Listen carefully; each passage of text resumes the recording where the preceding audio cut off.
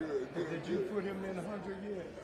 You know, he is a member. He is, okay. But he just won't come to I get it. I make sure he asked me there, my dues up. I said, yeah, Pastor, I make sure you dues up. Yeah, but I can't get you to come. I get it. Revivals is a tough act to follow. Tell me your name again. Yeah, I'm going to give you my call. Okay, I'm going to tell him my Yeah, oh yeah. My wife and I, man, I tell you. When are you and going then back? Sunday morning. Man, listen, you already here, son. Just stay and come there. Come to Newburgh, man. I get you a hard pass. That's good. You ain't going to get back home in time for no church. Bless you, deep. Yes, sir.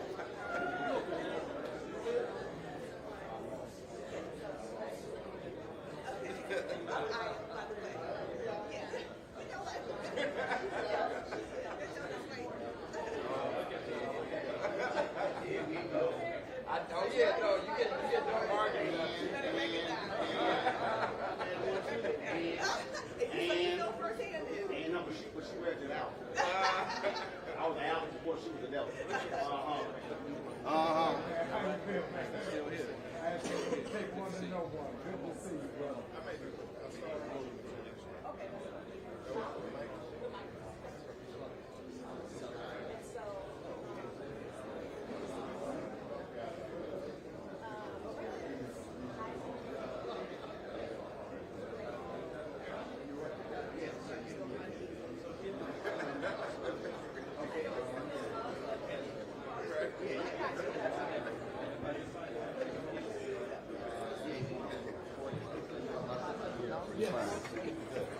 All right. Good to see you. I told him y'all already gonna miss church Sunday anyway. Just hang out with him. Just catch a later flight. It'll be all right.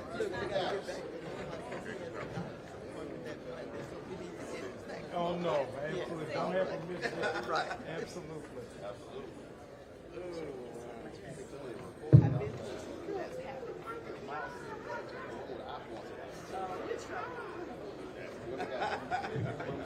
Down there or here? Here? All right, cool. What's up, man? Oh, chilling, huh? Good enough. Work every now and then. We have you recorded.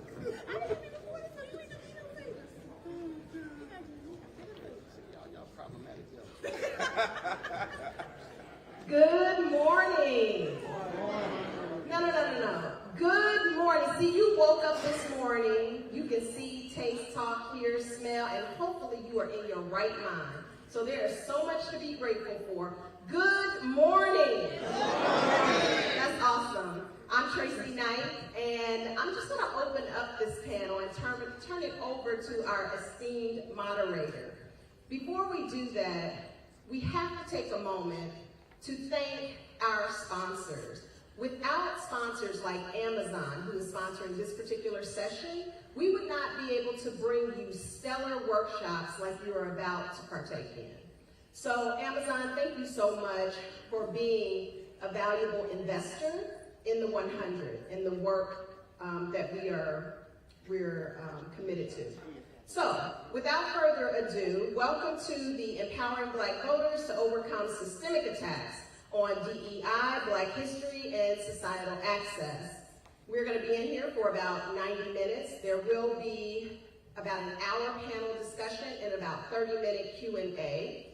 And I'm proud and elated to introduce my newest friend here, Antoine C. Wright, who is a senior advisor for the Democratic National Convention. He is also supported by an illustrious panel of Cliff Albright, if you could raise your hand, from Black Voters Matter, he's one of the founders, Roland Martin, who is a political commentator, Isaac Hayes III, founder and CEO of Fan-Based Social Media, Inc., and Aya Atterbury, who is the Chief of Culture for the League of Women Voters. Without further ado, please give a round of applause for our panelists and our moderator, Antoine C. Wright. Good morning, everybody. Good morning. Good morning, everybody. Good morning. Let me start with what my mother and father taught me to be the two most important words in the English language. And those words are thank you. I know she thanked Amazon for sponsoring this, but that does not matter if you all did not show up. So thank you all for being here this morning for this very important conversation. Give yourselves a big round of applause.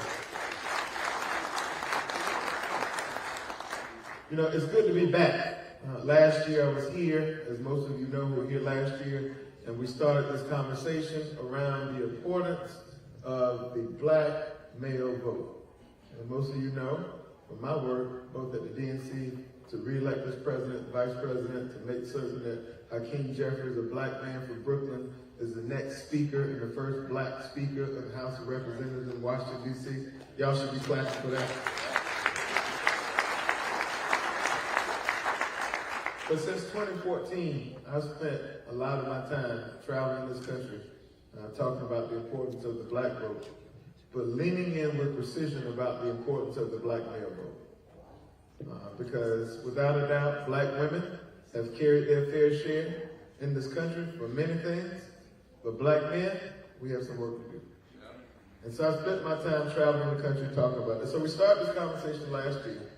And like going to church, like going to the barbershop or the beauty parlor, the nail salon, like mowing your grass, you can't just do it once and think that's going to solve all your problems.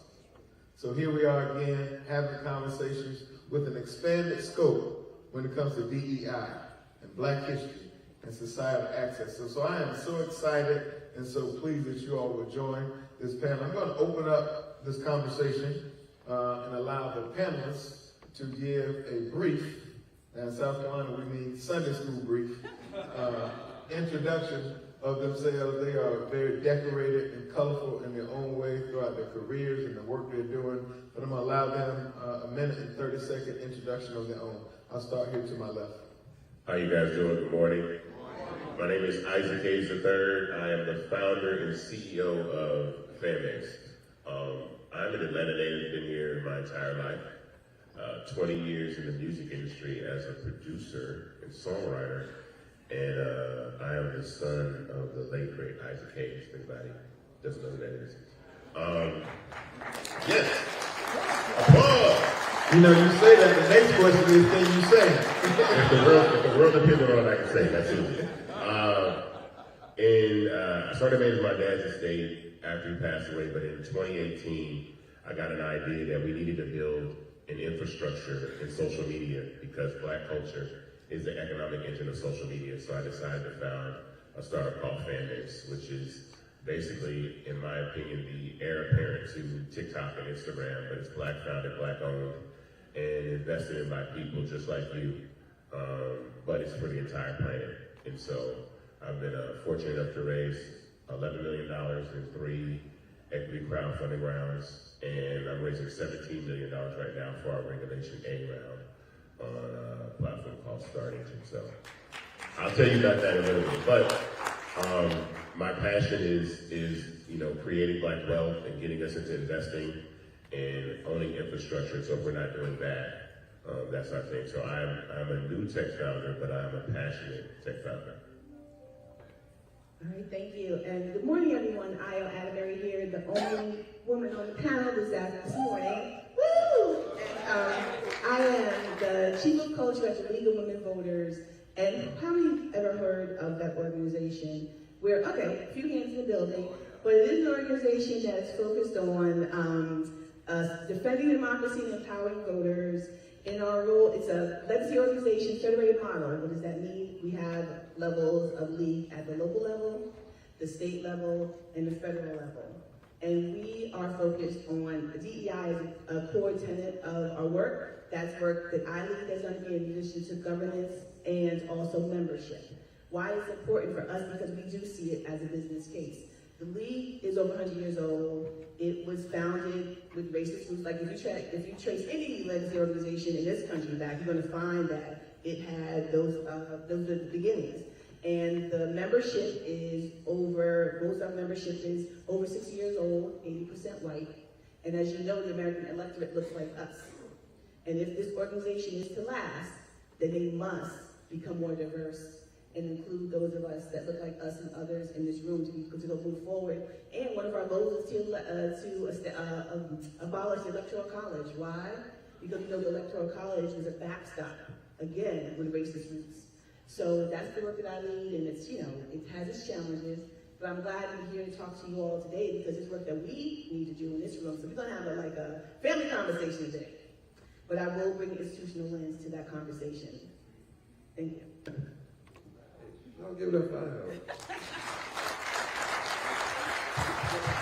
Let me say this before I get into my intro, because we've been doing some work with the league over the past couple of years, and let me tell you, it is not your grandmama's league, all right? It is a different League of Women Voters, and they've been very much about it and being in the streets with us.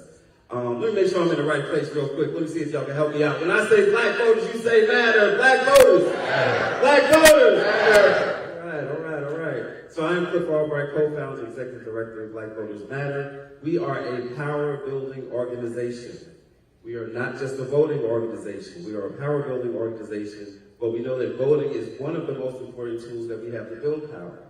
But we also support a wide range of other work around a variety of issues, everything from economic justice to environmental justice, obviously voting rights, housing, I mean, you name it, healthcare. We organize around these issues because we know that's how you mobilize our folks to participate in elections, right? Not just by talking about the voting process, but by talking about the issues that our communities care about, talk about the issues that affect our families every day of the year. That's why we do this work all throughout the year, not just 2 weeks before an election, but all throughout the year. We call it 365 work.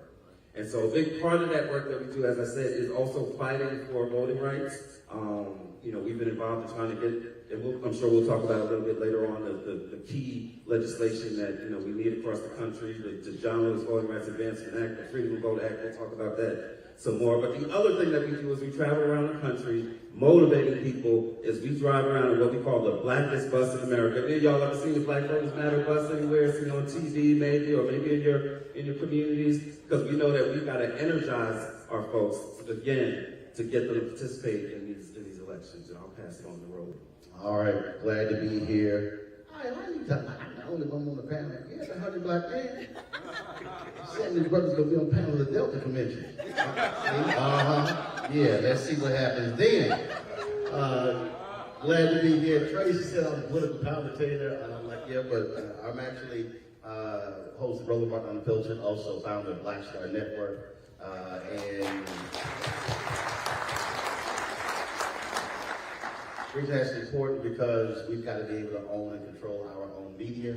And so as we walked in here, I was like, yo, was the session being recorded? So man West said, oh yeah, it's a session being recorded. I didn't see no camera. I was like, all right, give me 5 minutes. So when you own it, you do what you want. So all y'all folks know we're not here. We're live streaming this right now. Go to our YouTube channel, go to the Black Star Network app. But again, that's why it's important because we got to stop talking just to the room. There are other people out here who need to hear what we're talking about. And so that's why streaming this is important. So we're doing that right now. So look forward to this conversation. And glad to be back at 100 Black Men of America Conference. Y'all give it up for this esteemed panel. Y'all all right out there? If y'all all right, say I'm all right. All right. Say we all right. We all right. Say we gonna be all right. Roland, I'm gonna start with you if you don't mind. During the 2016 election, you, me, and others went around the country and said, it's not about Trump and Clinton. This is about the opportunity to put at least 2 people on our nation's highest court. Not for 2 years, not for 4 years, but for a lifetime. The same sentiment we feel out here now, oh, I'm frustrated, I'm mad, I'm pissed off, I'm not motivated, was lingering there. Trump wins, he put not 1, not 2, but 3 extremists on the nation's highest court that will be there for the next 50 to 60 years. As a result of that, things that we care about have now, and they're no longer under attack, they're dead. DEI. Can you tie the knot all together, Roland, about how the elections and the courts and DEI have come full circle? Well, literally, as we sit here, Supreme Court just came down with their ruling regarding bump stocks. So the folks the cities that passed those rules banning bump stocks, they just declared those laws to be unconstitutional. So now they're allowing that. And so this is a far right-wing Supreme Court, but it wasn't just three Supreme Court justices. Remember, the last 2 years of the Obama-Biden presidency, Mitch McConnell held up 100 judicial nominations. So the reason Trump was able to appoint 237 federal judges, because 100 of them were supposed to be appointed when Obama was president, but they actually held it up. And so when you talk about our electorate, you have to understand power. How do you control power? When it comes to judges, that's the White House and the Senate. And so it's not just focused this year on, well, Biden and Trump. You got to focus on Sherrod Brown in Ohio, Tester in Montana, the races in Arizona and Nevada. Those are critically important because if you don't control the Senate, then you can't confirm the judges. And so what we have to recognize is we actually have to go back, I believe in Back to the Future. We have to go back to what happened during the Black Freedom Movement, some call it Civil Rights Movement. We had freedom schools. The problem is too many folks today don't fully understand politics in connecting the dots. And so when you talk about public policy, you have right now conservative billionaires. The effort of Ed Blum and the lawsuits, that is a $1 billion funded program. Understand, in my book, White Fear, How the Browning of America is Making White Folks Lose Their Minds, I've been literally saying this since 2009. Why? Because it was standing in front of us. When Obama was elected president, a lot of us went to the inauguration parade and we never left. We were so excited seeing a black president. Say that again, Roland. A lot of us went to the parade and we never left. For 8 years, we were just sitting here like, because we were happy to see a first black family. Everybody else left. That was a poll that dropped shortly after the inauguration. The question was asked, are you optimistic about the future of America for your children?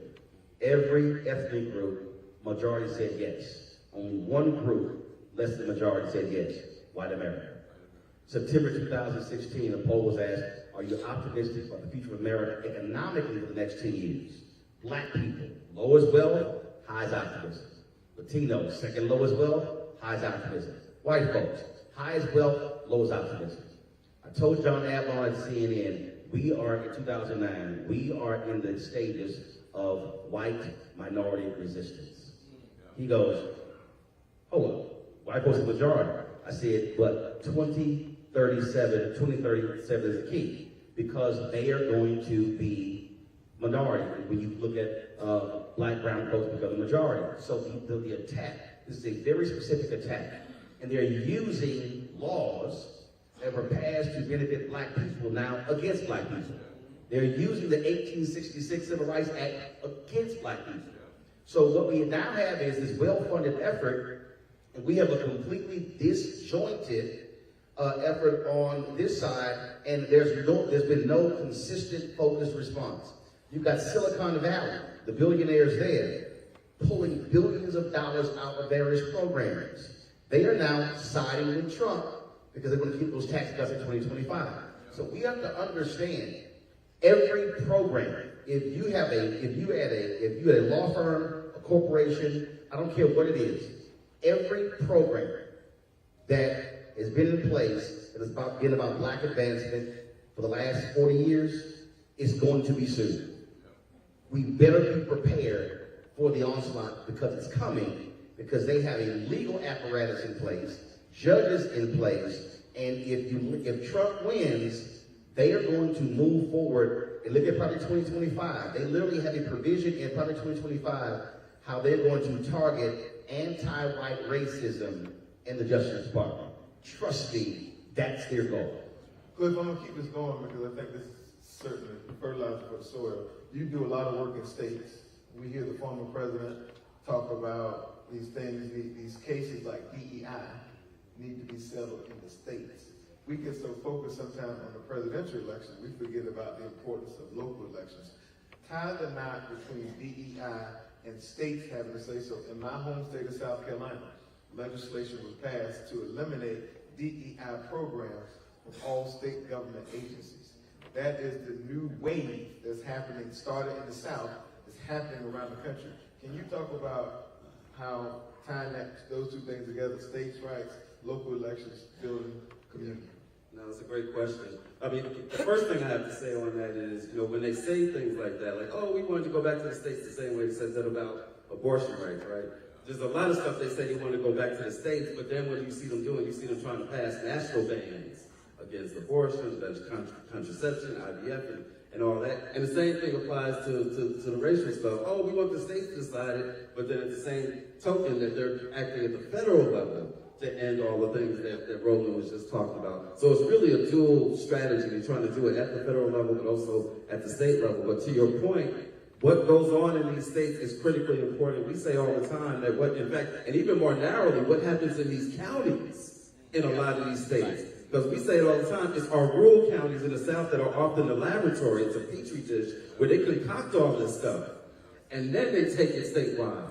And then they take it federally. And so we have to pay more attention to what's going on at the state level, at the local level. And that's part of what we do when we have our conversations with folks. We want them to be motivated about the federal stuff, about the president's election, about the Senate, and we talk about all that stuff.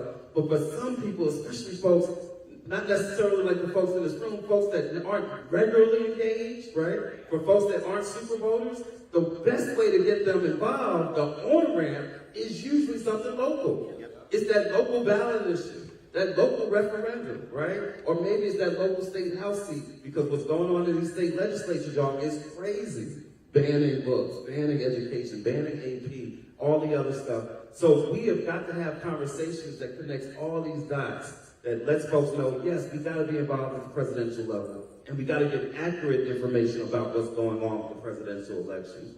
We got to be involved at the Senate level, but we got to be having conversations about what's going on at the state and local level, because again, for some people, that's going to be the thing that actually is the hook that gets them more directly involved. Cliff, my mentor, my political father, Jim Clyburn, always says the closer your government is to you, the more important it is for you. And so we've got to fine-tune our focus a bit as we plow forward going into November and Novembers to come.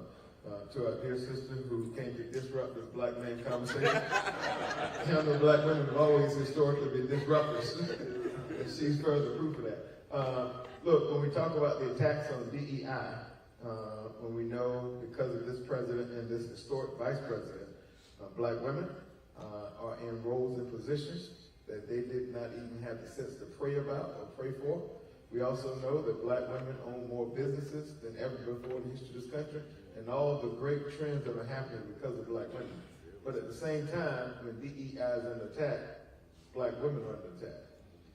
Can you center that for us in this conversation? Because I want to give these sisters in the room a little flavor of this too. Yeah, I mean, when you start looking at all the things, right, about DEI and women and the work that has to be done in this space, but I want to just go back to one thing that's really simple, is that it's about us being active locally. There are always going to be attacks. If you look at the history of DEI, the one called DEI, we call it affirmative action. It started in the it's been since we've been here, right? We've been fighting. Particularly got away in the 1950s and 60s with affirmative action, all the civil rights movement work that started. And it changes, the name changes, but the game stays the same. So for us, at the level, like at the institutional level, there was an influx of dollars that went into philanthropy in spaces that created these chief equity officer positions. We saw them. And as Roland talked about, it started to shrink. And those of us that were paying attention, who watched the 538 map, who weren't surprised that we had the change in regime that we had in 2016, because we were watching, we saw the numbers. What you talked about in terms of who voted for what, you started to see in the second administration that the number, the support for President Obama, white folks had plummeted. So black women, black folks, our people of color carried us through.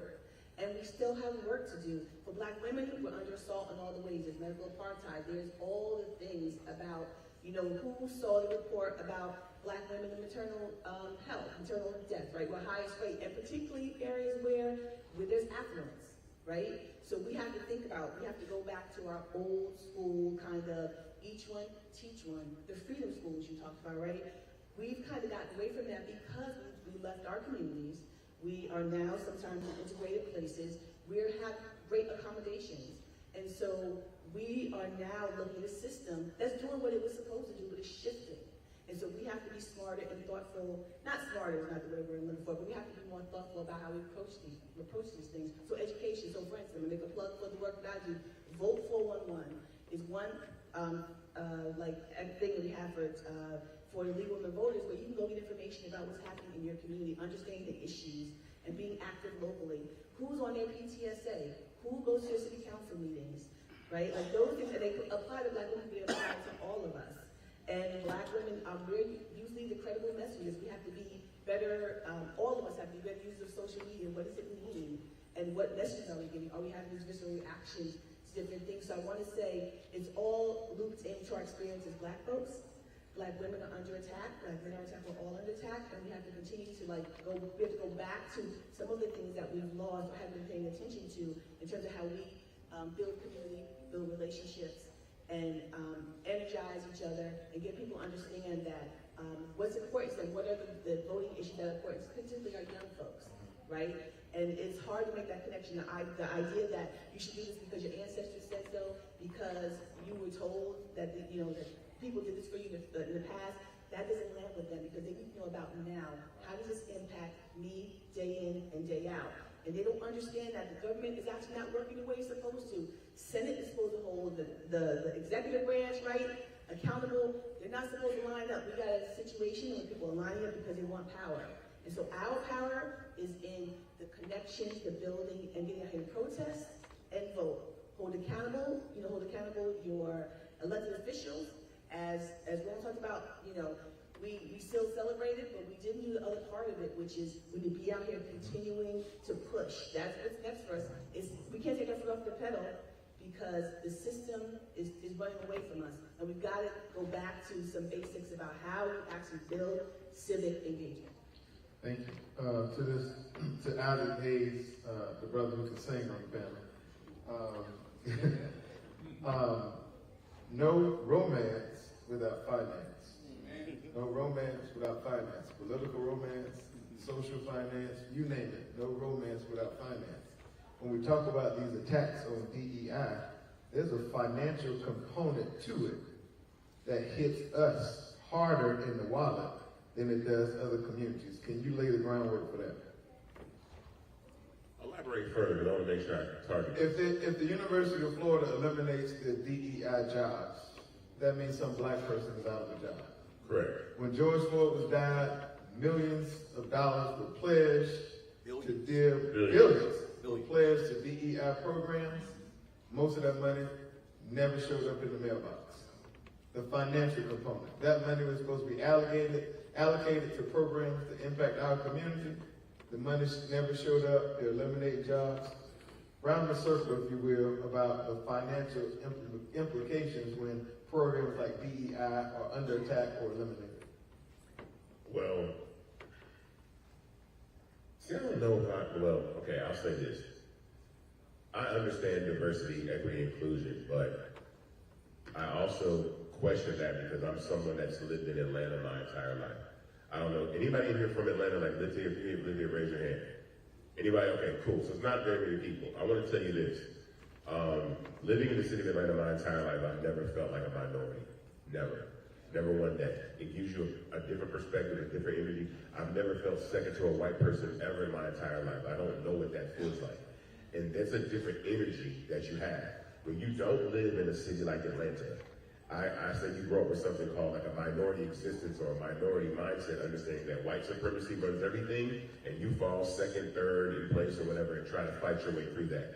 A lot of times, that is a big, big, big, big waste of time. A big hurdle that we don't really, we spend decades trying to permeate, and it doesn't necessarily work out.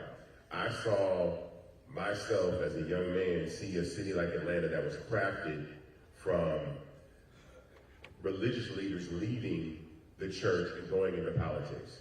You got to remember, Dr. King was assassinated in '68. We had the first black mayor in '73 with Maynard Jackson. So we went from the church to politics because I'm pretty certain that the statement was basically, or the ideology was, we can march to our feet or soar and bleed, but if we don't change laws, then they're going to just pick us off one by one and nothing's going to change. So Atlanta is a carefully crafted, beautiful city based on black power, black political power. And even, William Hartsfield in this might have been 1940, 45, warned the white community of Buckhead that the black community of Atlanta was coming and that they're going to be black voters. And so for me, when I think about DEI, I understand that, but that's trying to be included in something as opposed to creating our own. And so, okay, this is where I got. Here we go. No, this is where data has to also explain this. Okay. 1972, black people were getting 0.0012% of all city contracts. Oh yeah. So when Mayor Jackson comes in, says, listen, tumbleweeds will be going down the airport runways before they be built. 100%. So black political power drove black economics. Right. The problem, though, we've seen this in the last 3 election cycles. Atlanta's almost had a white mayor. Yeah. So part of the problem is that when we talk about black political power, and Cliff is seeing this all the time, what we're seeing is the last 5 elections, black turnout has gone down. You had a high with Obama in 2008. Then in 2009, we actually had a 9-point gap between black men and black women. Mm-hmm. So you see the decrease in turnout. So the problem is, what is happening is, because we're not voting our numbers, what's then happening is we're actually about to start losing power. So the power, so you take folks who are 65 or older, they vote at the highest. Yeah. They also self-identify as Democrats. Yeah. Then you go 55-64, then you go 45-54. Once you drop below 45, the voter turnout drops, self-identification drops. So now the problem is we are living in places where our turnout is 18, 20, 22, 26, and so that's going to impact the economics. Well, and remember, even though Atlanta has been the black Mecca, the white folks in the state capitol been trying to take that airport. And the same thing, they're trying to take the Chokwe, Lumumba, and Jackson. So what is happening is, in southern states, they're seeing these black economic power bases, and now they're using their power from the state level to try to erode that power. And so black folks in Atlanta got to be real careful. Let me finish. I hear you. So what I wanted to say was that blueprint that was created by Maynard when he came up with like the minority participation contracts in the city of Atlanta, like we see less than 1% around the nation. Atlanta has been up to 33 to 40% of minority participation in contracting. And that is a huge deal because you got to think about this. This is one stat that I remember former Mayor Kasim Reed talked about. He said that the Atlanta airport makes $6 billion a year in concession revenue. A sticker done, food, anything. 33% of that by law has to go into the pockets of black people. Those businesses have to be owned by law, right? So when you think about, everybody knows what Shake Shack is. Have anybody ever been to Shake Shack? Have you been to Shake Shack in the Atlanta airport? Have you ever been there? Well, the owner of Shake Shack in the Atlanta airport is a black person, and they had to be a black person because we're creating laws to do that. My point is that if we don't start to duplicate that model and spread it out statewide over other states, back and forth, we are going to lose. So when we talk about DEI, I think we also have to concentrate our power, our voting power, and then spread it. Because I say this all the time. I don't want to offend anybody, but if Los Angeles County is a 6% black population, you're never going to get nothing passed in Los Angeles County if you're a black person. What I do say is that when people have opportunities to move and concentrate their power, like Jackson, Mississippi, right? Or Birmingham or Montgomery, Alabama, or Shreveport, Louisiana, or Atlanta, Georgia, we should take opportunities to do that. My only issue with that is we do get into the tough conversation of, are we willing to do what it takes to make those types of changes? So these are some of the challenges we have when we have these discussions in our community, right? Because and it's valid points on all sides. Part of the challenge that we see is, when we make the economic argument around, whether it's Atlanta as a black mecca or some of the other cities, the part that we lose is this. Atlanta's also got one of the worst ratios of wealth to poverty, right?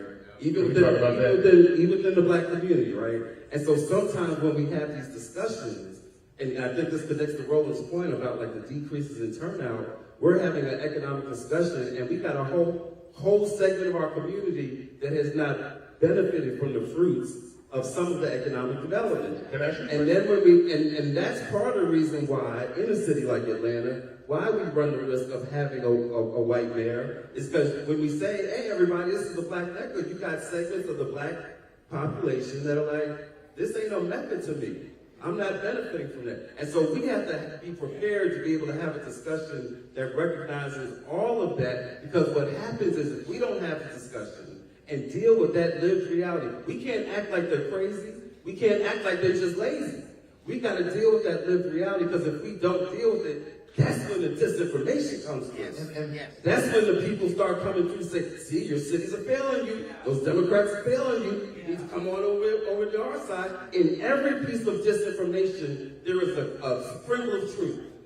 In every piece of disinformation, there's some real concern that our community has, or else the disinformation and the propaganda wouldn't find a place to land. So we gotta have the real discussion and be prepared to deal with the realities of where our politics and our economics are not necessarily benefiting all parts of our community. That doesn't mean that there's not good stuff happening. That doesn't mean that this administration, they got a good story to tell on a range of issues, including criminal justice, including Black farmers, including HBCUs. There's a good story to tell, but if we don't tell the full story to those parts of our community that aren't seeing it and feeling it, then we're going to lose them. Well, and I guess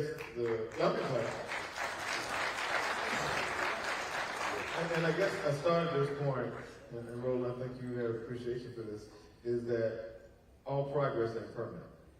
Yes. And we made a lot of progress in our community, from airports to ports, from C-suites to the streets. We made progress. But we also see people who are abusing that progress. Because although we may have a senior vice president of community engagement, that job is on the line. And if that job is eliminated, then the money for the YWCA, the Summer Basketball League, the Summer Job Program, all that goes away. Billions of dollars when a Black man was killed on the camera. Pledged to do better in this country. Now those same people saying to hell with that, we're not going to do that. Yep. So it doesn't matter that we had success, respectfully, under the mayor. It doesn't matter that we have people in jobs and roles. Those things could not exist in the short term if we're not careful. And I guess that was the economic romance part of the conversation I was trying to bring through. You want to follow up? Well, I mean, the reason that I make that statement is that if there is not an idea or a mindset that political power, everything comes from political power. And we focus a lot, even with this national election that we have coming up. I see online the dissatisfaction what a lot of people have to say about the Democratic Party. Like young black men don't really get behind the Democratic Party. What I can say, what I always say is, for me, my experience is all I've seen is Democrats work on behalf of Black people. Because I've seen Maynard Jackson, Andrew Young, Shirley Franklin, Kasim Reed, Andre Dickens, so on and so forth, create laws that benefit Black people. My message to us is, when are we going to take that message and expand it and do more, right? And recreate and duplicate that. Now, he mentioned income. One thing that I hear all the time, and I think is a good talking point, is Atlanta has the largest income, the biggest income inequality in the country, I guess, for Black people, right? Has anybody ever asked who has the best? Like who has the best income inequality? And it's really it's like 4% in Atlanta, right? About 4% income inequality. I think the best place that income inequality exists with people is like Salt Lake City, Utah, just like 11%. So there isn't this huge gap. When we say it's still income inequality. What I'm saying, the point that I'm saying is, hold on. No, listen, I understand that. We're gonna get there. We're gonna get to the audience in a second. We got to plow through. We got to plow through. We're gonna get there, but what I'm saying is that the gap is not as wide as a lot of times some people say that it is. And sometimes that gets exacerbated. I'm not saying that it does not exist, ladies and gentlemen. That's not what I'm saying. But what I'm saying is that if we're not focusing on creating powerful people to change laws, then we are always going to be asking, like DEI is going to be something that we're always asking for. One thing that I say about this all the time, and I've never heard a majority of group of people ask for inclusion in anything. Show me any time where a bunch of white people have moved anywhere and said, you know what we need? We need some black people, some Latinos, some gay people to move in. The only people that want acceptance are minorities. Because we're begging to have a seat at the table. No, that's the truth. Find me a place where we're begging to be involved in something, right, that we don't control. Nobody in the city of Atlanta is begging to be included in anything right now. So we gotta. So let me say this before I make this. This is called diversity. One second. Hold up. Before I make my comment. Make it quick. I'm a firm believer in this here. When our greats in the room, we also show them respect. Put your hands together and show appreciation for Ambassador Andrew Young.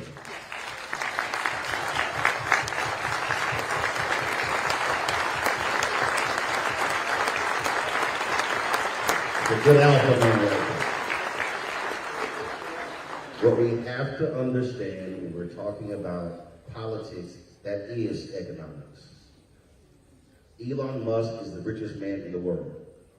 Not because he pulled himself up by his own bootstraps and he's brilliant. It's because he has maximized tax incentives from cities and states.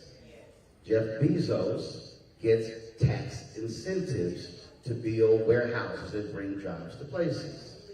And so what we have to understand is that is economics. There are a lot of us, and I see this on social media all the time. Man, we gotta do for self. You cannot show me any major corporation in the country that's done for self. Okay. We literally provide massive incentives to oil and gas, to every single industry. I understand where do for self comes from. But what we have to understand is that I had folk tell me, I had a young brother who came on the show, at a school, and the reason he was actually booked on my show, brother from Georgia, the reason he was booked because he was supporting the voter suppression law in Georgia. But when he comes on the show, I don't want to talk about that. I don't get myself involved. I don't want to talk about my school. I'm like, no, you ain't changing the subject. So when I was challenging him about government assistance, folks were like, there you go with the government.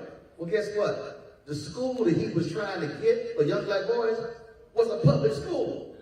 He had to go to government to get to school. So they were mad at me because I was breaking down government assistance. And so we have to understand the language that is being used for people who are not registered and who are not voting.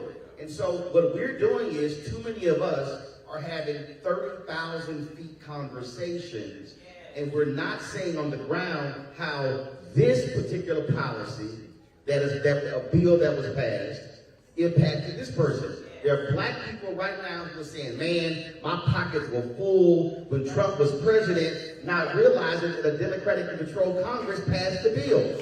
Not realizing that the $1,400 check that you got in 2021 wasn't Trump, that was through Biden Harris. Not realizing that the child tax credit went up to $2,000. Not realizing who cut the earned income tax credit. But what's not happening is, and this is where black media comes in, that we have to own up to. Our information sources have completely been decimated. Ebony is not Ebony it used to be. Jet doesn't exist. BET has a monthly news program that barely anybody watches. TV One canceled my show in 2017. They have no news. Aspire, no news. Revolt, a weekly show that very few folks know about. You have your black newspapers, many don't have reporters. And so when I'm talking about fighting for campaign dollars to advertising, and also $340 billion being spent on advertising, that black people get 0.5 to 1%, is because our organs, Black Enterprise is no longer the Black Business Bible. They barely do any stores. They're a conference company. And so what we right now are dealing with is a devoid of information sources to get information to our people. And what Cliff said, what then comes in, Instagram and TikTok drives this information, and now we gotta spend loads of effort to get folks to stop believing the lie. That's the battle that we are in right now. And I want to add, Very quickly, we got I want to say, everybody's got a chance. It's my turn. Okay, so I want to say, You had your turn. I want to say gerrymandering is an issue, like, so I'm nonpartisan, right? Like, I'm not, he's nonpartisan, but I want to say gerrymandering, as Cliff was talking about, is one space where we're dividing the political power of black communities. So when you concentrate, that's the way you got to focus all the way through, is that they will find ways to break it up.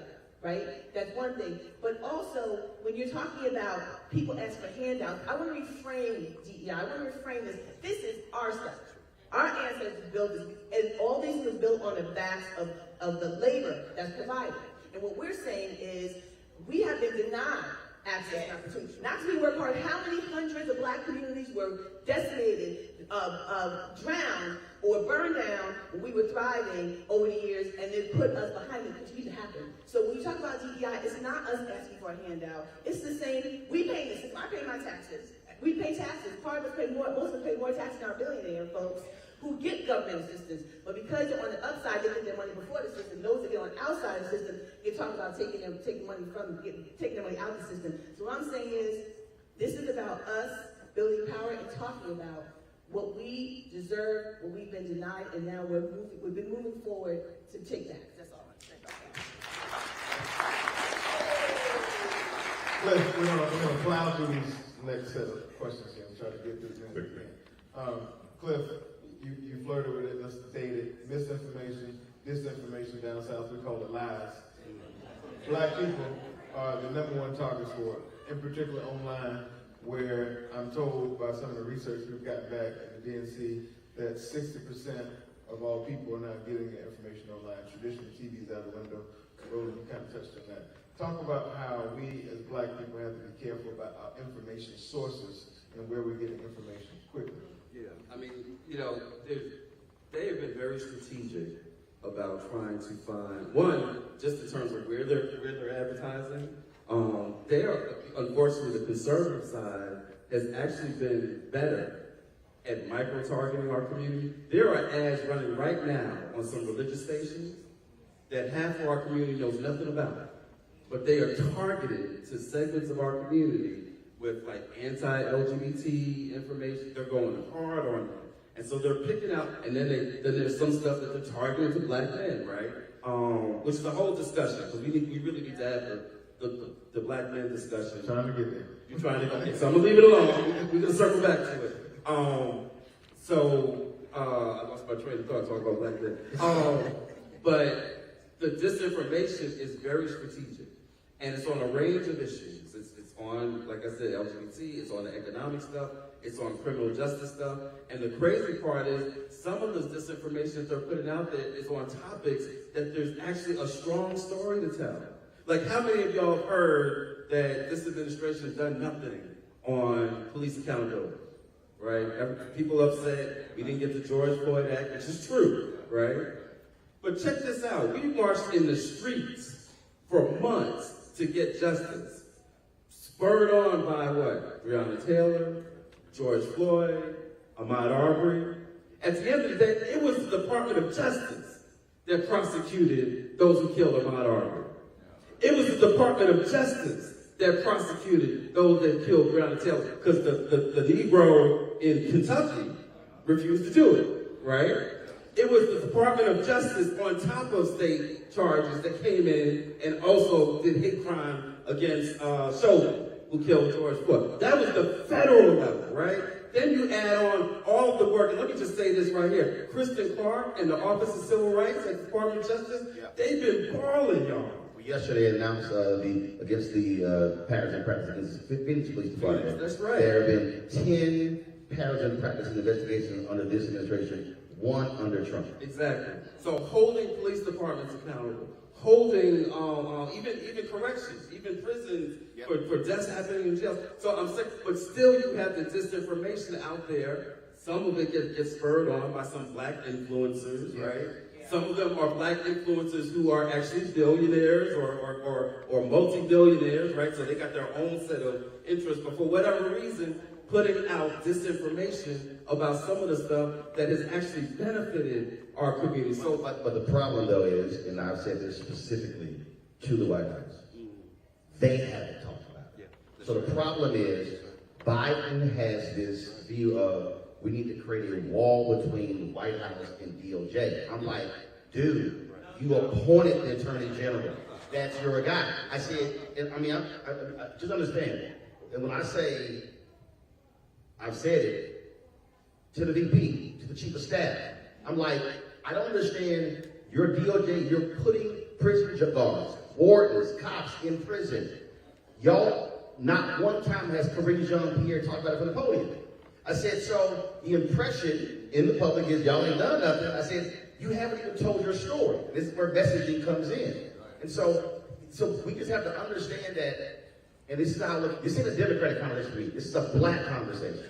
And so what we have to do as individuals, I can't wait on them to figure it out. I can't wait up for some white Democratic strategist to figure out black folk and what story to tell. Because, as you started out with, we know exactly what Project 2025 is about. And we understand the hell is going to be on the other side of 2025. So we have to be messengers in our communities.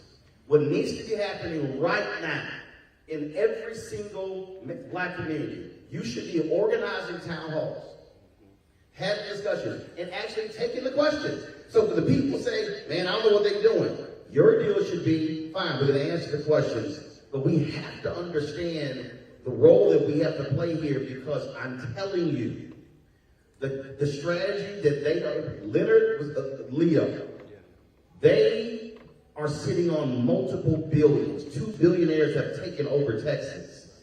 They are targeting us. There's a bullseye on our back, politically, economically, socially, and we had better understand the couch cannot be an option in November. And when we get to the next steps, real quick, when we get to the next steps, we'll talk about things that everybody in this room can do, but one of the things I want y'all to do in the meantime, and we'll circle back to it, if y'all can scan that QR code up there that says Black Voters, scan them both, right? But if you can scan the one that says Black Voters Matter, it'll take you to the site, and we'll talk more about what everybody in this room can do, because guess what? Everybody in this room is an organizer. Yep. Everybody in this room is a messenger. I'm gonna come to you quickly. Your wheelhouse is the online space. We know there's a growing space. We also know there's an education gap when it comes to our community. Can you briefly touch on how we got to catch up in that regard? Well, I think one of the things that we've done with Fanbase is we've done a partnership with Propel, which is a nonprofit powered by the Southern Company Apple for HBCUs. And so we have the first ever social media platform HBCU partnership. So no, they've done partnerships before, but I want to make sure that we are empowering the youth and educating them on actually the skills that are going to move forward in America, in this country, in the world with AI and technology, the things that we're behind. Trade skills are always going to be something that are totally important and impactful, but I want to make sure that we're teaching young people about what's coming, because AI is going to eliminate a lot of jobs, but there's going to have to be people that are prompters, there are going to be people that understand this place, this field. And the technology that we even use at Fanbase is garnering AI. So we have a lot of young people that work for us. I want to make sure that we are empowering the next generation of young people to be able to handle the onslaught of, the evaporation of the workforce. I say that one of the things that, why I even created the company is so that I wanted to turn every single person on the planet into a business. One of the things that I love about Fanbase is that you can have a follower, but you can also have a subscriber to anything that you want.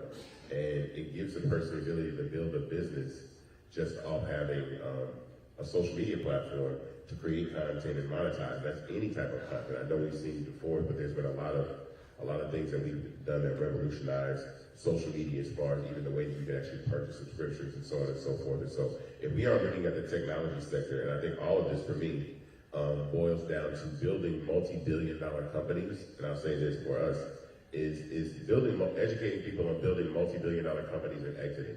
I said this before, that Facebook has a market cap of like 1.3 trillion. TikTok has a market cap of $350 billion, but where do we own any of these platforms? These platforms don't work without our dances, our clapbacks, our songs, our skits, our comedy, but we're exploited. But on the cap table, in the boardroom, who owns these companies?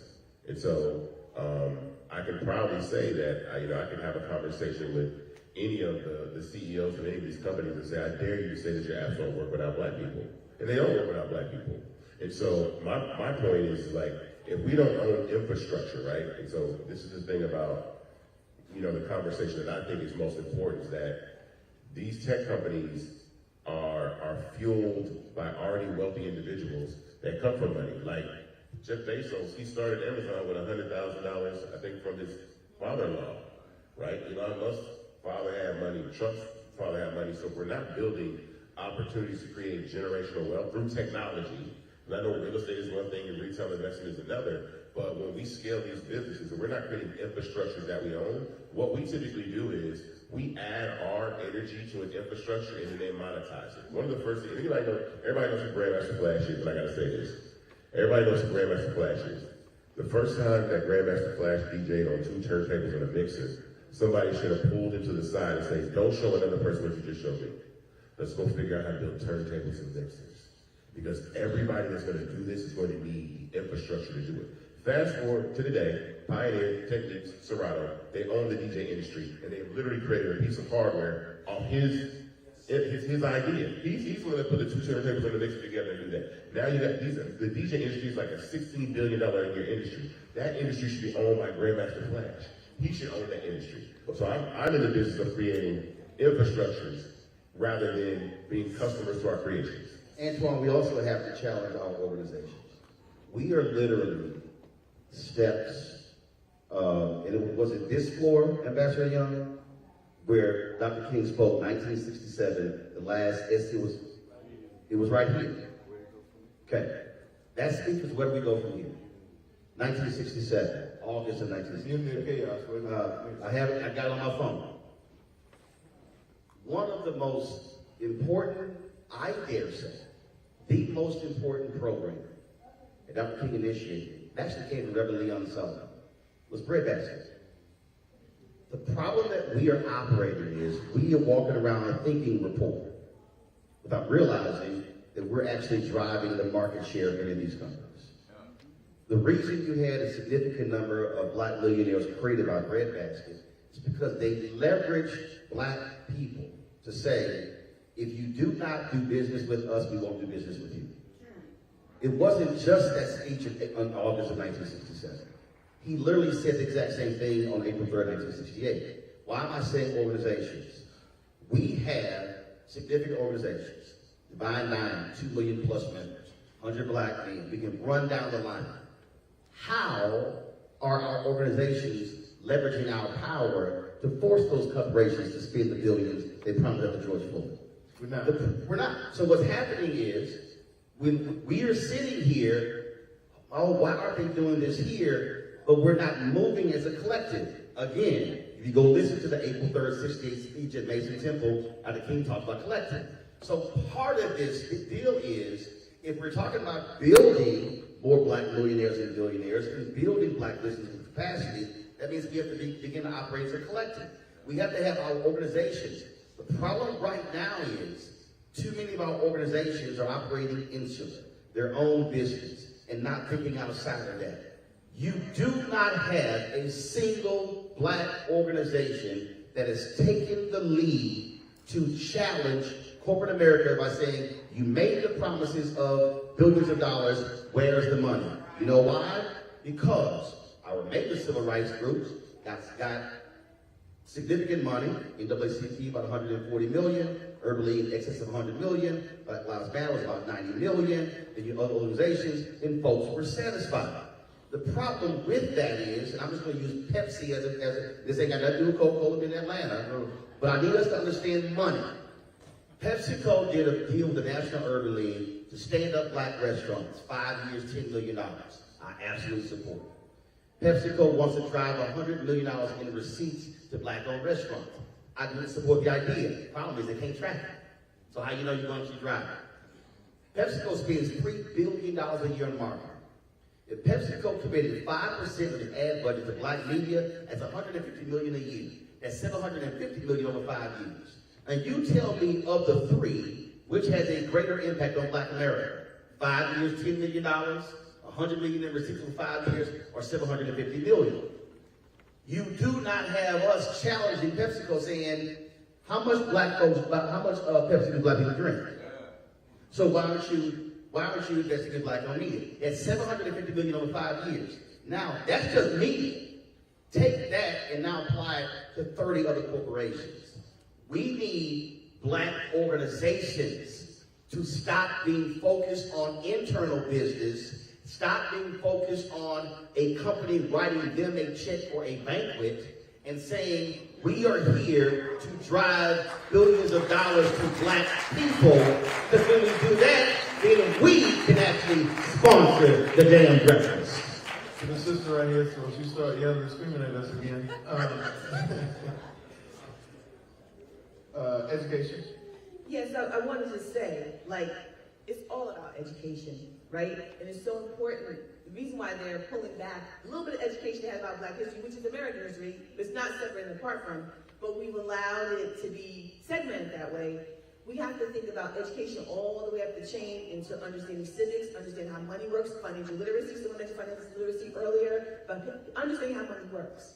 And for us at the league and just in general voting rights space, lacking the understanding of how policies impact neighborhoods, how policies impact individuals, and that's because people aren't getting that day for day, and we can't, as we talked about earlier, you can't forget about our folks on the ground because they're suffering the most. And I want to say, as we think about this going forward, this idea of collective action is really important. It's something we haven't practiced in a long time, right? And we need to do that because we are individual organizations focused on our bottom line, because we're 501c3s, and philanthropy created this. Philanthropy created this space of, like, I'm giving you, Black Lives Matter, 5%, right? If 5% was supposed to be the floor, it was never supposed to be the ceiling. It became the ceiling, it was supposed to be the floor.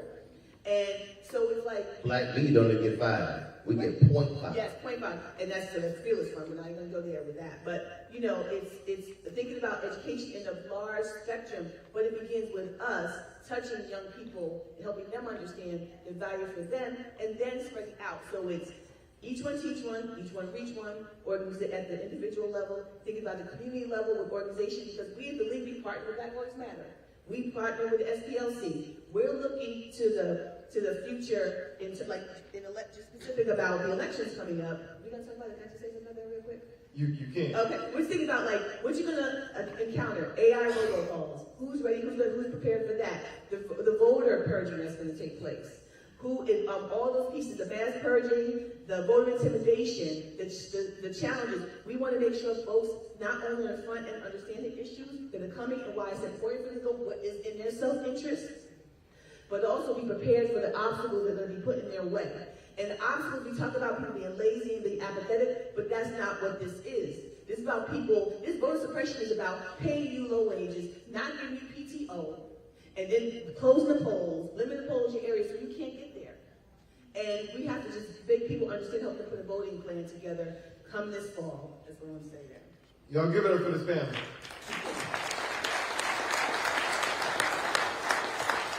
Somebody say, woo! Woo! I do want to touch on one thing before we go to the artists. Now, before we go to the artists, let me say this. We want questions. Somebody say questions. Somebody say questions. Somebody say questions. I don't need your biography. I don't need your life story. I don't need you to set up your questions. I need you to be crystal clear about what your question is. Somebody say question. Before I get to that, Cliff, because out of our meeting here last year, and out of a panel like this where we focused on the black vote, 100 black men, myself and West Bellarmine, we have a 16-city plus tour where we're going around the country into community. We started in Cleveland, we've been to Pittsburgh, we've been to Philly, working with local chapters, having authentic conversations with black men and other constituency groups in our community, Rosa Martin, about the importance of the black male vote and how we can all rally together, because when black folks win, when black men vote, our community wins, and we absolutely have to do that. So Cliff, very quickly, a minute and 30, can you frame the importance of the black male vote for this room full of black men here in this next election? Very quick. I'm gonna make it real quick, and I'm probably gonna leave out some stuff because I really want to get to y'all's questions. But anytime we start this discussion about black men and the black men vote, we've got to start it with this. There is no group in this country more progressive than black men, except for black women, right? And even that margin Sustained. And so we need to start the conversation there, because too often, y'all see all these headlines, y'all see all these polls, what's wrong with black men, they switching, they doing this, they doing that. And so we can't start the discussion from a place where we are lacking. We can't start the discussion from the place where there's something wrong with us, like we're being abnormally against our interests or anything like that. We gotta start the discussion with nobody has pushed this democracy forward more than black men, except for the role that black women have played. And we have done that together. And so we start the discussion there. Once we start the discussion there, then we can talk about, well, where are the gaps? Where are we not talking to each other enough? Where do we need the 100 to go out and do these town halls along with Black Voters Matter and Rolling Water Unfiltered and all this other stuff? We can have all that, and we got some of those answers, but just because we're short on time, I just wanted to start it with, black men, we've been doing the thing, and we're gonna keep doing the thing. We're just gonna keep finding ways to do it even better and stronger. And I was asking that every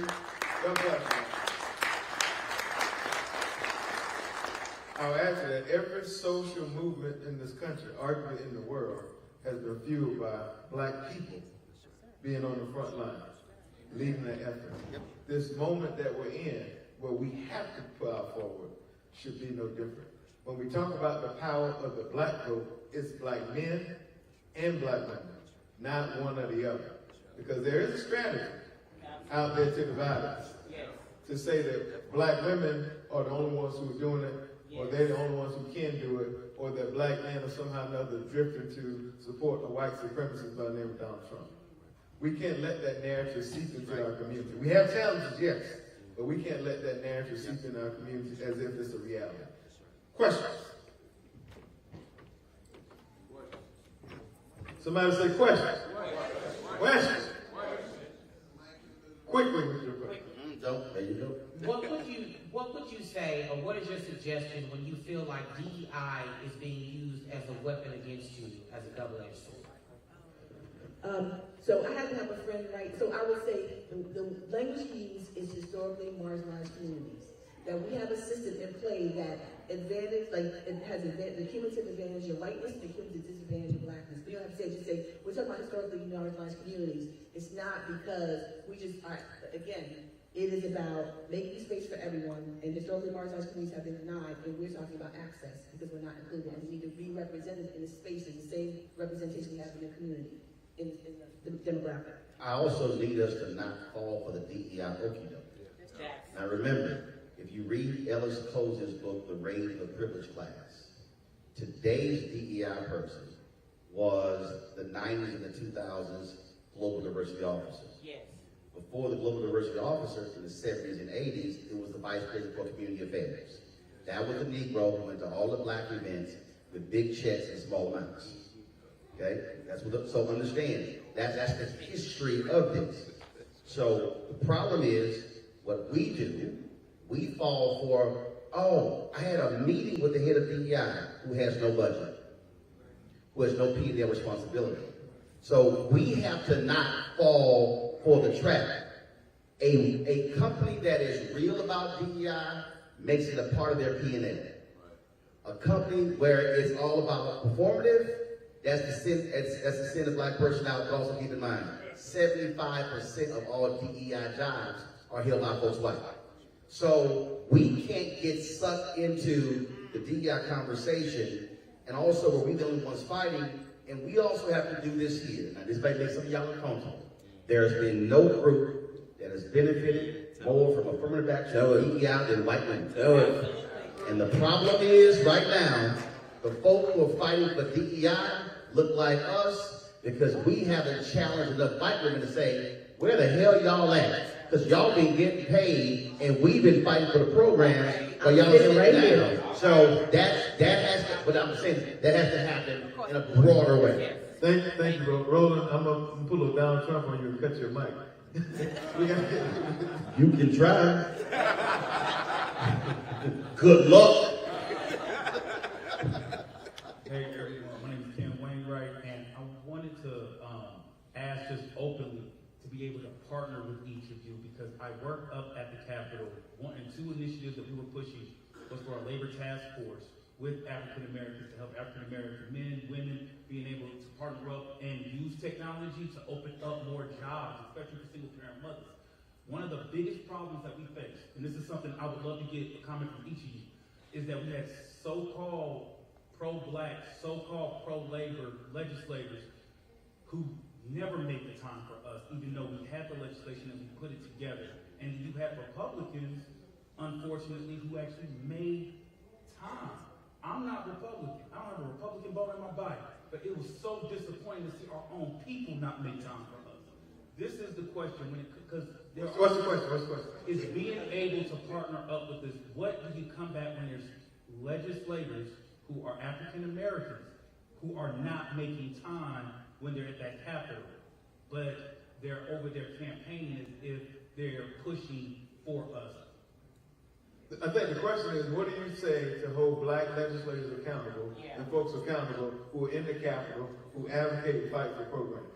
Can you quickly answer that, please? Yeah, I mean, that's accountability, right? And that's why we always say it's not just about election day, it's 365 work. The real work starts the day after election day, where we gotta be at those meetings, we gotta be at the city council meetings, we gotta be at the state leg meetings, we gotta, have our days on the Capitol, even in DC. We need people like you, so I'm glad that you're framing it as how can you connect with us, because we need people that have that inside information about what folks are and are not doing, to be able to, share that, and then we can hold folks accountable. That's part of the work that we do all throughout the year. It's not just about the election. It's how do we get folks to do what they said they were going to do, which is a whole other piece, because too often we got folks running who don't have a real agenda, and you can't hold somebody accountable when you didn't have an agenda, right? So anyway. Thank you, sir. Good afternoon.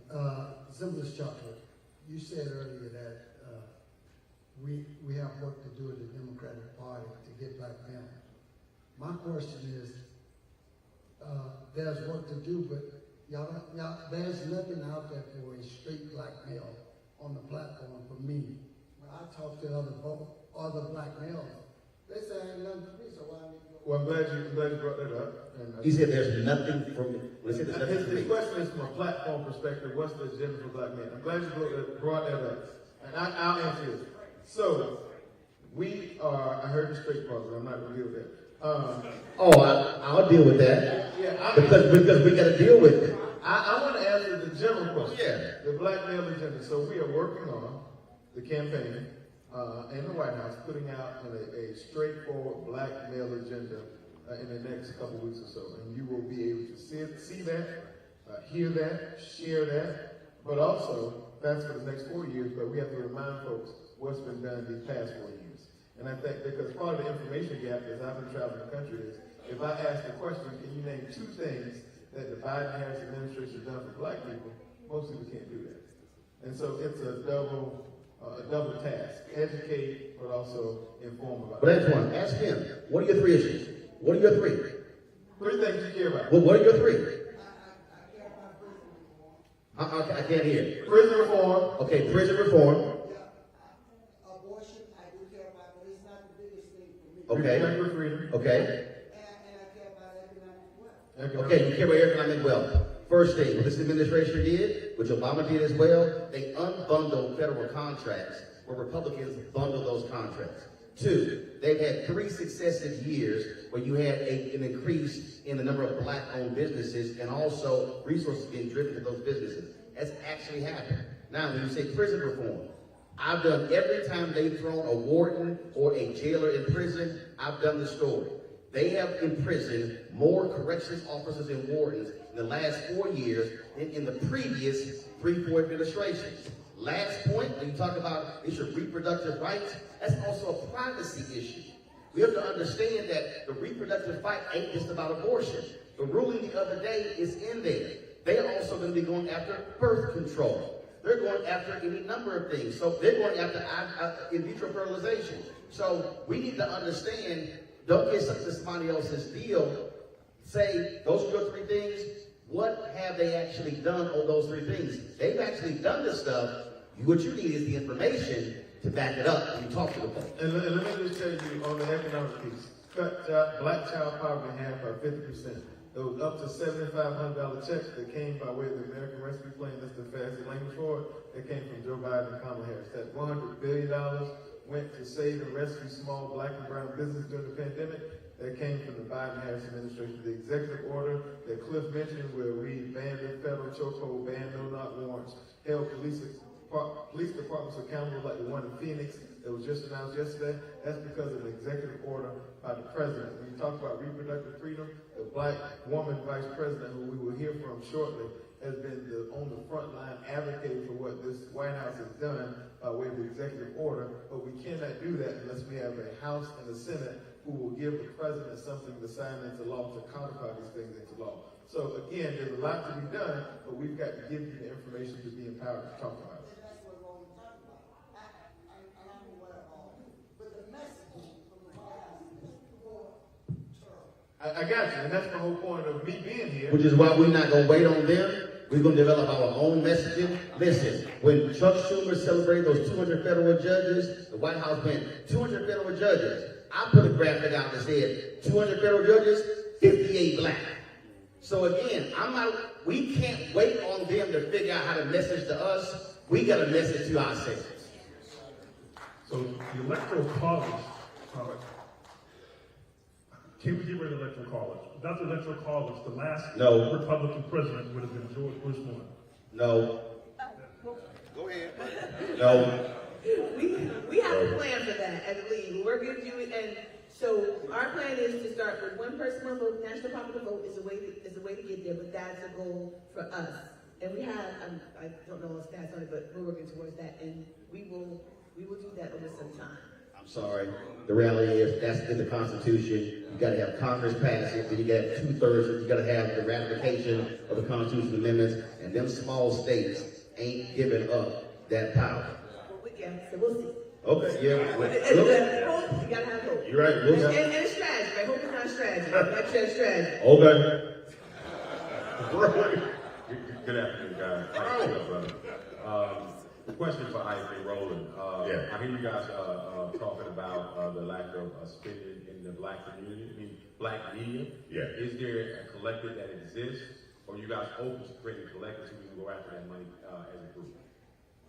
My plan of Roland has, so for me, one of the things that we did with the startup, what people don't know, is that Barack Obama and Joe Biden passed this law called the Jobs Act, and it basically eliminated the accredited investor rule and allowed any person to invest in early stage startups in businesses. And so what that means is that if you have a business, you can go get funding from your community. In 2023, less than half of 1% of all venture dollars went to black startups.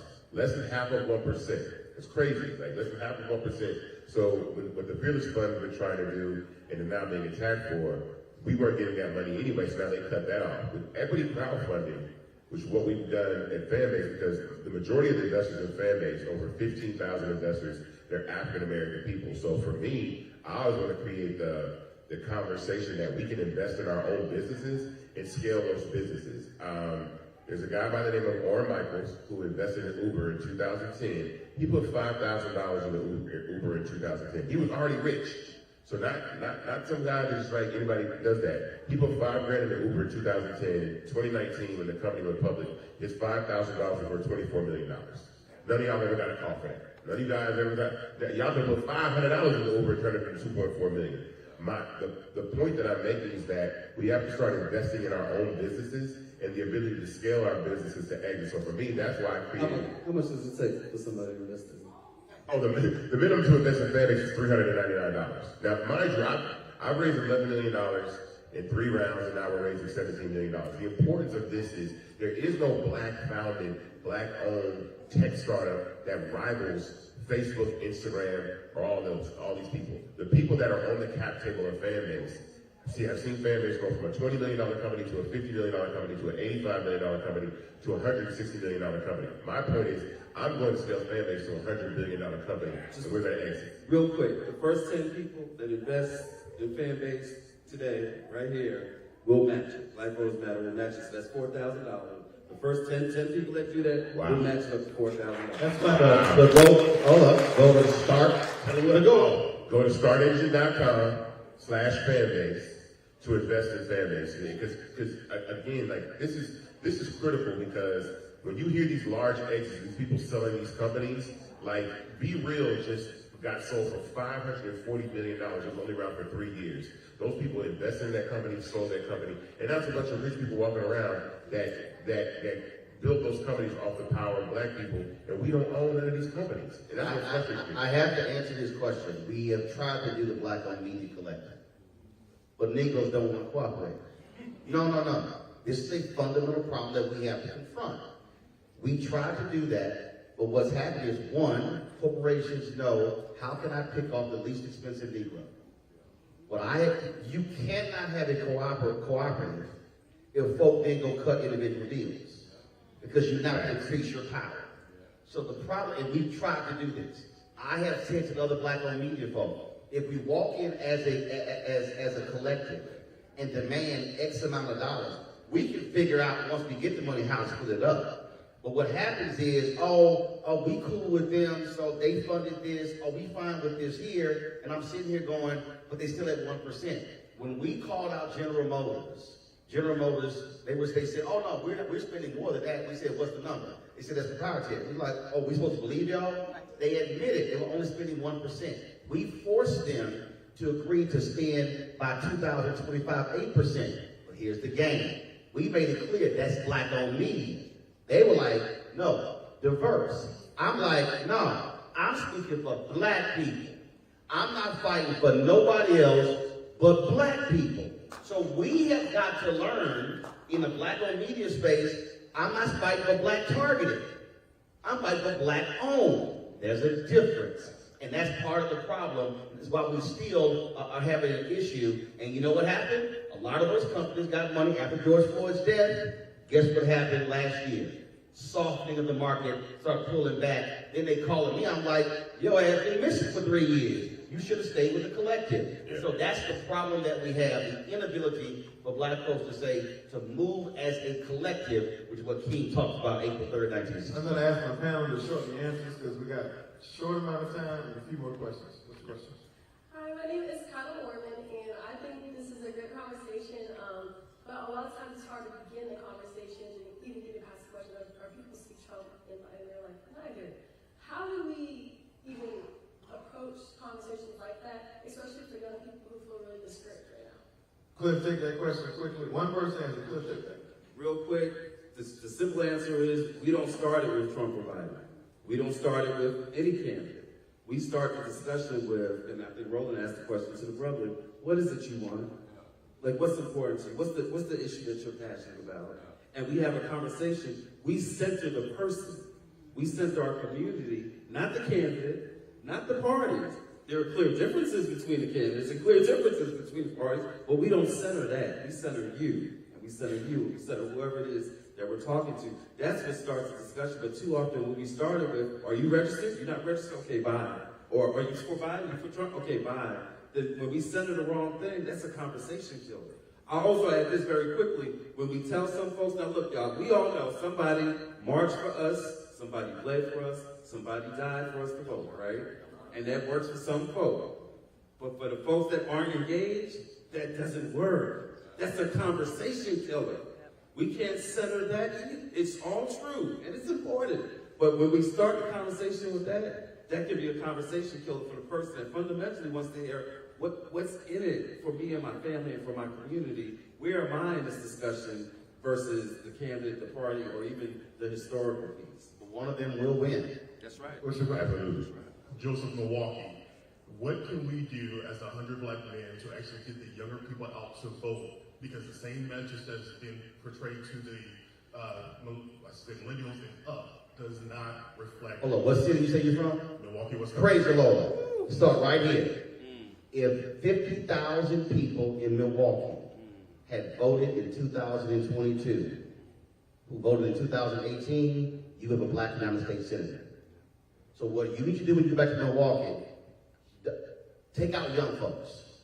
You need to go back to Milwaukee and you can pull the data and look at the precincts. Go look at the precincts, who voted in 2018 and who voted in 2022. You might look at a precinct that 300 registered voters, and you might see only 40 voted. You now know what doors to knock on. The problem, this is what we do. This is and the only reason I'm speaking from this is my parents were civic club founders. What we do is we hope folk turn out. Then we say, well, let's throw a rally. The data is already right there. You can go back to Milwaukee, clip them, they got groups, they can pull the data and say, here are the low propensity voters, here are the high propensity voters, here are the folks who used to vote and now vote, and that's where you target. This election is going to be on the margins. People talk about who won. Trump won in 2016 by 77,000 votes in 3 states. Biden won by really 40,000 votes in about 4 states. So understand, this is a margin game. Milwaukee, if they had voted, and Mandela Barnes still mad at me because I said, bro, you didn't target Milwaukee enough, it would be a black United States senator. So we have to change how we're doing our voter engagement. Go get the data first, and then say, if there's 500 people registered in this neighborhood and only 100 voted, we're going to have a forum in this neighborhood. This is our last question, then we're going to get closing comments because we're over time. So my question is for Ms. Atterbury. So I'm a physician at an academic institution that will become anti-DEI starting in October. Do you recommend those around stay and fight the fight or relocate and join the collective? Well, the fight is the fight, right? So what I tell people is DEI just gave the name, it's what I do.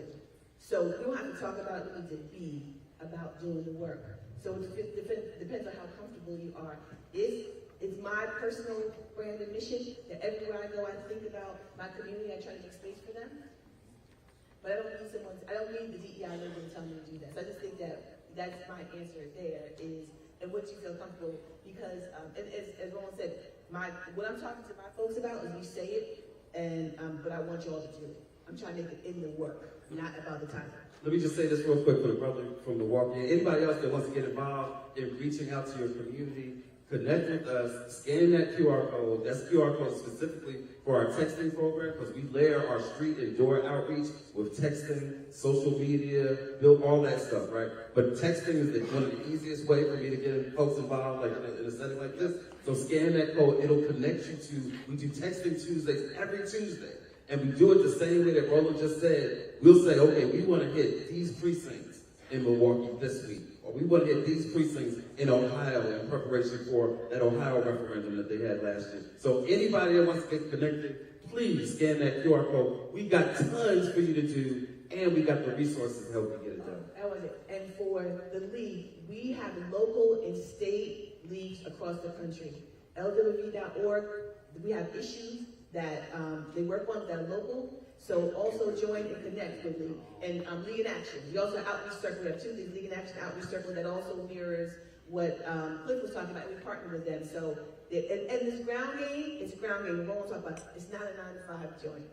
You got to go to kitchen tables. You got to knock on doors. That is where we need to move. And share data. The content creators on the fan base, the work that we do, you can repost that information to your social media circles. And just understand, you have no idea what goes by. You have no idea. When last year, our State of the Union coverage, I was talking to a conservative about the issue of reproductive rights, and I challenged her on the issue of pro-life. That clip, on our YouTube channel, LDN 400,000, other people have shared that on their platforms. That clip alone has done 30 million views.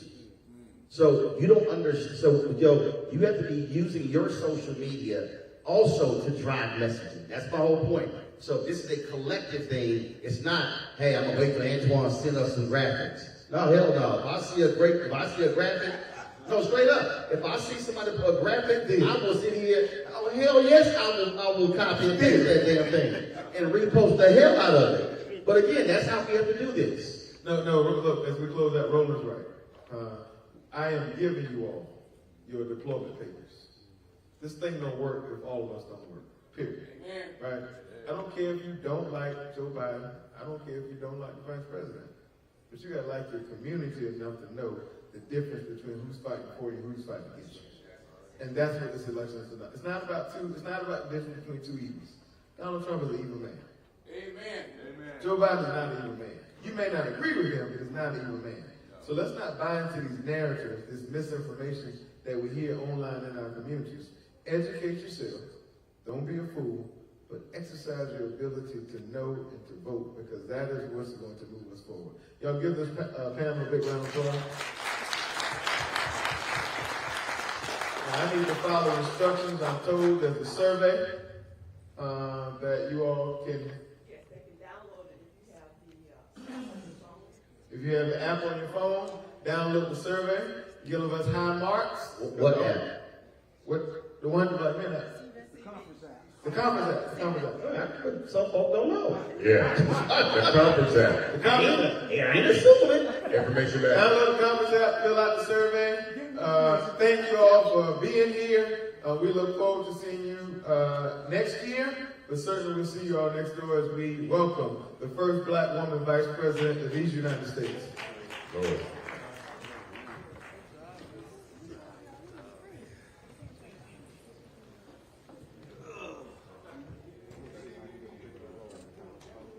StartHQ.com/fanpage. Sorry, it's this QR code. So if you scan that QR code, you should be able to do that. Yeah. Yeah. Okay, cool. You got what they just what that's just yeah. Yeah, $3.99 minimum. He's going to match up to 10 people, so like $4,000. 10 individuals invested.